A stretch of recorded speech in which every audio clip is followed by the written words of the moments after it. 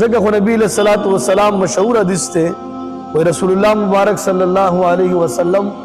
جمعه تراغو منبر پاول پونی باندې خپکی خصلا او وی فرمایل چې آمین. دویمه پونی باندې خپکی خصلا وی فرمایل چې آمین. درېمه پونی باندې خپکی خصلا وی فرمایل چې آمین. صحابه تپوس کو چې دا الله رسول صلی الله علیه وسلم ار جمعه ترازی او منبر باندې ار جمعه خېجی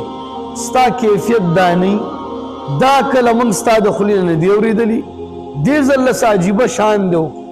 و اے صحابه ما ته جبرائیل امین علیه الصلاۃ والسلام راغلو او ما ته ویل چې هلاک دشي هغه کس هلاک دشي هغه کس هلاک دشي هغه کس چې دا هغه مخ ته ستا نوم اغستل کیږي هغه په تا باندې درود نه وای او هلاک دشي هغه کس چې رمضان مبارک میاش پراشي او داسې عبادت اونکی چې داغه د وجه داغه مغفرت ونشي وای ما فرمایل چې آمین. بیا وای هلاک دي چې هغه کس چې داغه والدین دواړه یا یو پدی کې د بوډاوالي حالت کې بیا مومي او دا داغه داسې خدمت اونکی چې داغه د وجه د جنت کې داخل نشي وای ما فرمایل چې آمین. یو پدی کسانو کې هغه کس دی چې دا رمضان مبارک میاشت او پدی کې داسې عبادت اونکی چې د خپل مغفرت په الله باندې ونکړي. نو کوشش وکړو ورځ شته پکې